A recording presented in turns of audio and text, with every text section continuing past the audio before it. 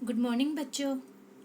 आज हम पढ़ेंगे हिंदी का पाठ 4 जिसका नाम है एक बूंद। इसके लेखक हैं अयोध्या सिंह उपाध्याय, जिसका शॉर्ट नाम है हरिओद्ध। अयोध्या सिंह उपाध्याय हरिओद्ध द्वारा रचित इस कविता में वे एक बूंद का उदाहरण देकर समझाते हैं कि यदि हमें मतलब मनुष्य को अपने घर में आराम और संबंधियों तथा मित्रों का प्रेम छोड़कर घर से निकलना पड़े तो हम बहुत दुखी होते हैं, है ना। बट हमें दुखी नहीं होना है। पर हम यह नहीं जानते हैं कि घर से बाहर सफलता हमारी राह देख रही होती है। अतः हमें सदा चुनौतियों का सामना करने के लिए तैयार रहना चाहिए। एक बूंद अपने बादलों के घर से निकलकर सीप के खुले मुंह में जा गिरती है और मूल्यवान मोती बन जाती है।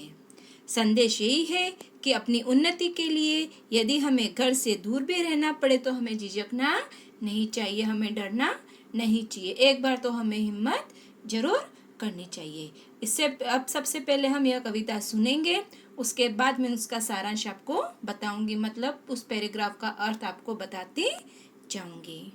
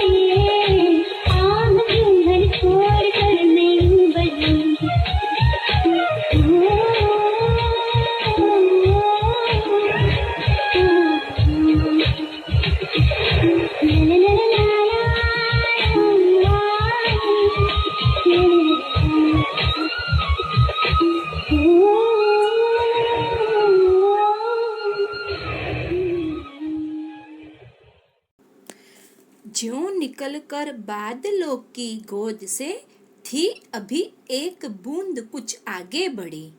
सोचने फिर यही जी में लगी, जी मतलब मन में।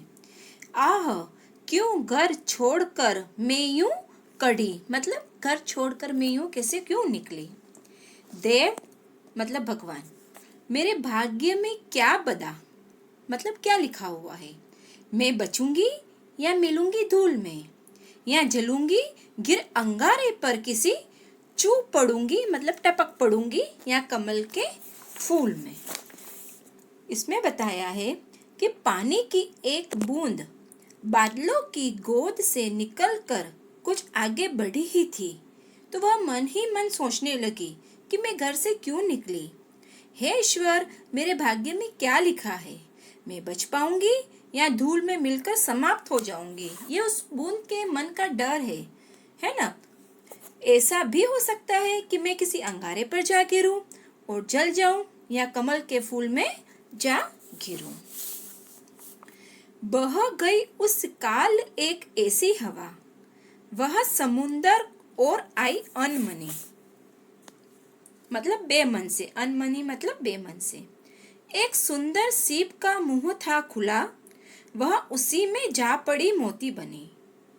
लोग यूं ही है झिझकते सोचते, जबकि उनको छोड़ना पड़ता है घर, किंतु घर को छोड़ना अक्सर उन्हें बूंद लो कुछ और ही देता है कर। लो मतलब समान, किसी की तरह। मतलब इस पैराग्राफ में यह बताया गया है कि उसी समय एक ऐसी हवा चलने लगी जो बूंद को इच्छा न होते हुए भी समुद्र की ओर ले गई। बूंद नहीं चाहती थी कि वो उस तरफ जाए, बट हवा थी, हवा का झोंका ऐसा आया कि वो उसको समुद्र की तरफ ले गया।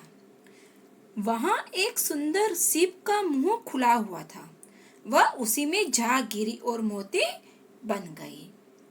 तो इसमें कवि हरिहर कहते हैं जब किसी को अपना घर छोड़कर विस्तृत संसार में जाने का अवसर मिलता है, तो वे बूंद की तरह सोच विचार में पड़ जाते हैं कि हमारा क्या होगा।